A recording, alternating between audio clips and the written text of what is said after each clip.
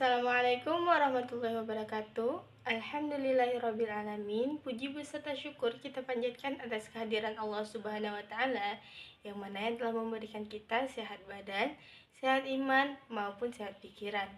Selawat bermahkotakan salam tidak lupa pula kita sanjung sajikan atas pangkuan Nabi besar Muhammad Sallallahu Alaihi Wasallam, yang mana yang telah membawa kita dari alam jahiliyah ke alam Islamiyah, alam kebodohan hingga alam yang penuh berilmu pengetahuan seperti yang kita rasakan saat ini.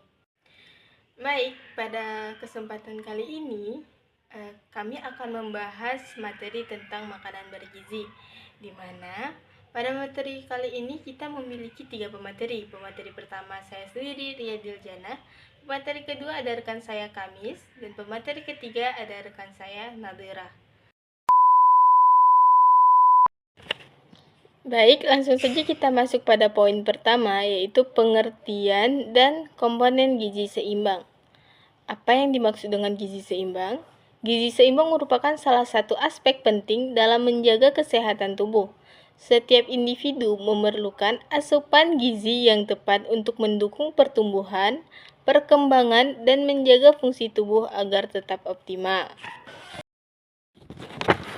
Komponen gizi seimbang adalah zat yang dibutuhkan tubuh untuk melakukan fungsi fisiologis normal, seperti membangun struktur tubuh, menghasilkan energi, dan mengatur proses kehidupan. Ada 4 komponen gizi seimbang. Komponen pertama ada karbohidrat, lemak, protein sebagai zat gizi penghasil energi seperti ubi, nasi, jagung, kacang merah, dan kentang. Komponen kedua ada protein sebagai zat gizi pembangun sel, seperti telur, makanan laut, dan daging sapi tanpa lemak.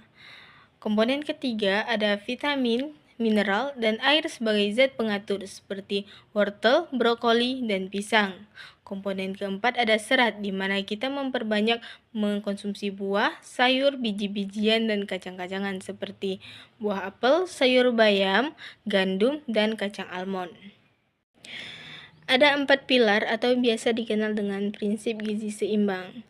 Pilar pertama, keanekaragaman pangan, di mana kita mengkonsumsi makanan yang mengandung zat gizi seimbang seperti buah, sayur, biji-bijian, dan kacang-kacangan.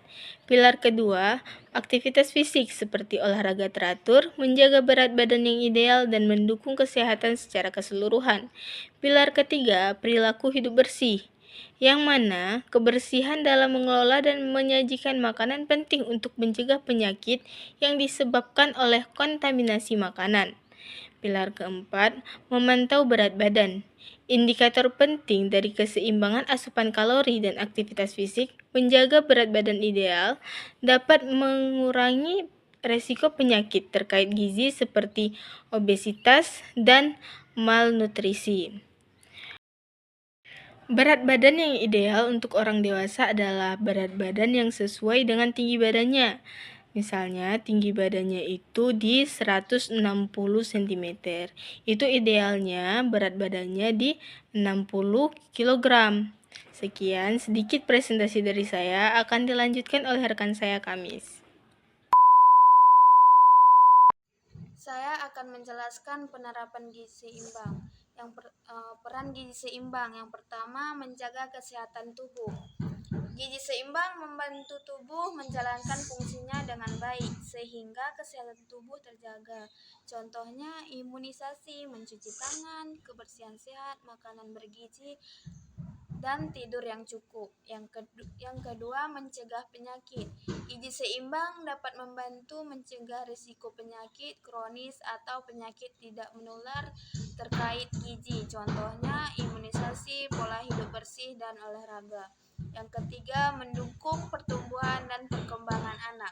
Gizi seimbang sangat diperlukan untuk proses pertumbuhan perkembangan anak seperti pertumbuhan fisik, kecerdasan mental, dan emosional. Contohnya nutrisi, olahraga, stimulasi sensori, bermain, interaksi sosial, tidur, jauhkan dari stres, berbicara, melatih tengkurap. Yang keempat, mencegah stunting. Gizi seimbang pada remaja dapat membantu mencegah stunting, contohnya memenuhi gizi sejak kehamilan, memberikan ASI, eksklusif, memberikan MPESI yang bergizi, membantu tumbuh kembang anak, melakukan imunisasi, menjaga kebersihan lingkungan. Yang kelima, menurunkan risiko kekurangan gizi. Contohnya, memberikan makanan bergizi seimbang seperti protein, karbohidrat, lemak, vitamin, dan mineral. Yang kedua, manfaat gizi seimbang. Pertama, mencegah kekurangan gizi. Contohnya, memberikan asupan nutrisi yang seimbang seperti protein, karbohidrat, lemak, vitamin, dan mineral. Yang kedua, mengurangi risiko penyakit kronis.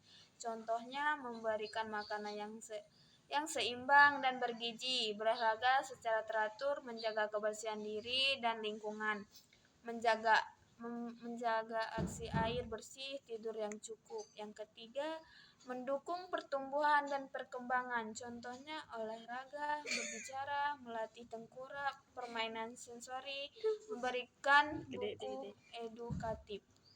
Yang keempat, menjaga berat badan ideal. Contohnya menerapkan pola makan sehat dan melakukan aktivitas fisik secara teratur seperti buah dan sayur-sayuran, makanan berkarbohidrat, protein, dan susu rendah lemak dan rendah gula.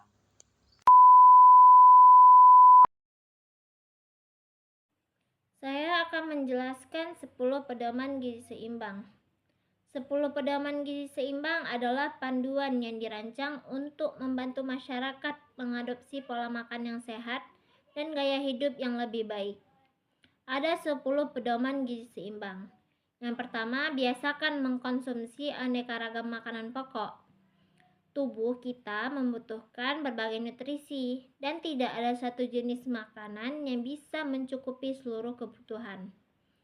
Mengonsumsi variasi makanan pokok seperti nasi, jagung, ubi, atau kentang penting untuk menyediakan sumber energi yang berbeda. Yang kedua, batasi konsumsi makanan manis, asin, dan berlemak. Konsumsi makanan manis, asin, dan berlemak secara berlebihan dapat menimbulkan risiko penyakit seperti obesitas, diabetes, hipertensi, dan penyakit jantung. Membatasi jenis makanan ini penting untuk menjaga kesehatan. Yang ketiga, lakukan aktivitas fisik yang cukup dan pertahankan berat badan. Olahraga secara rutin membantu menjaga berat badan ideal dan meningkatkan metabolisme dan menurunkan risiko berbagai penyakit. Aktivitas fisik juga meningkatkan kesehatan mental dan daya tahan tubuh. Yang keempat, biasakan mengkonsumsi lauk pauk yang mengandung protein tinggi. Protein sangat penting untuk pertumbuhan, perbaikan sel-sel tubuh, dan sebagai sumber energi. Sumber protein dapat berasal dari hewani seperti daging, ikan, telur, maupun nabati, kacang-kacangan, tahu, tempe. Yang kelima, cuci tangan pakai sabun dengan air bersih mengalir. Mencuci tangan dengan sabun secara benar dapat mencegah penyebaran penyakit yang ditularkan melalui makanan, air, dan kontak langsung. Yang keenam, biasakan sarapan pagi.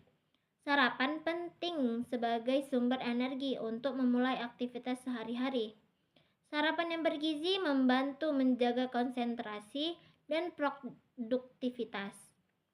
Yang ketujuh, biasakan minum air putih yang cukup dan aman. Air penting untuk menjaga keseimbangan cairan tubuh, fungsi organ, dan proses metabolisme. Minum air putih yang cukup setiap hari, menghindari dehidrasi. Yang kedelapan, banyak makan sayuran dan cukup buah-buahan. Sayuran dan buah-buahan kaya serat, vitamin, dan mineral yang esensial untuk menjaga fungsi tubuh dan mencegah berbagai penyakit. Serat juga penting untuk pencernaan yang sehat. Yang kesembilan, biasakan membaca label pada kemasan makanan. Membaca label membantu kita memahami kandungan gizi makanan, mengetahui bahan-bahan yang digunakan, dan mengontrol asupan gula, garam, serta lemak yang dikonsumsi. Yang ke-10, syukuri dan nikmati aneka ragam makanan. Mensyukuri dan menikmati makanan dapat mendorong kebiasaan makan yang lebih mindful atau sadar, menghargai proses produksi makanan, dan menjaga hubungan positif dengan makanan yang kita konsumsi.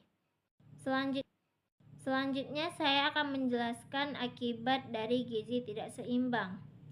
Kondisi kurang gizi sering dialami oleh anak-anak, tetapi bisa juga dialami pada orang dewasa dan lansia. Kekurangan atau kelebihan gizi dapat menyebabkan berbagai masalah kesehatan. Kesimpulan dari mencakup keanekaragaman makanan, aktivitas fisik, perilaku hidup bersih, dan pemantauan berat badan. Dengan menerapkan gizi seimbang, risiko kekurangan gizi maupun kelebihan gizi dapat diminimalkan, sehingga tubuh tetap sehat dan terhindar dari penyakit.